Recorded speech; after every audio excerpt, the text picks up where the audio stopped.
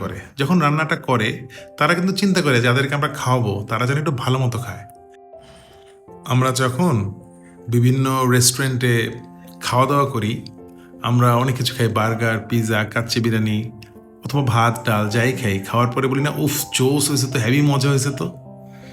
আমাদের বাসাতেও আমাদের ওয়াইফরা, আমাদের ভাবিরা, আমাদের মারা বিভিন্ন সময় রান্না করে।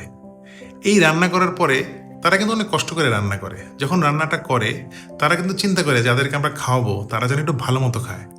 আপনারা চেষ্টা করবেন যেই রান্নাটা খাবেন, খাওয়ার পরে আপনার ওয়াইফ, আপনার ভাবি, আপনার মা, যারাই রান্নাটা করে, আপনার নিজের মানুষ, তারা যখন রান্নাটা করবে আপনি যখন খাবেন, খাওয়ার পরে বলবেন ওয়াও কি ভালো হয়েছে, কি মজা হয়েছে। কারণ তারা যখন রান্নাটা করে অনেক চিন্তা করে কিন্তু প্রতিদিন যে আজকে কী রান্না হবে, কালকে কী রান্না হবে, কী কী তরকারি হবে, সব সময় চিন্তা করে। এই যে তারা যে চিন্তাটা করলো এবং আপনার জন্য রান্না করলো, সামনে এনে দিলে একটু প্রশংসা করেন, একটু চেষ্টা করেন বলার যে অনেক মজা হয়েছে আজকের খাওয়াটা। যেটা বললে না, তার সারাদিনের যে কষ্টটা, ওই যে চুলার সামনে দাঁড়ায় গরমের মধ্যে কাজটা করছে, এই কষ্টটা থেকে একটু শান্তি লাগবে, তার অনেক ভালো লাগবে। চেষ্টা করবেন কাজটা করার। ধন্যবাদ সকলকে। আসসালামু আলাইকুম।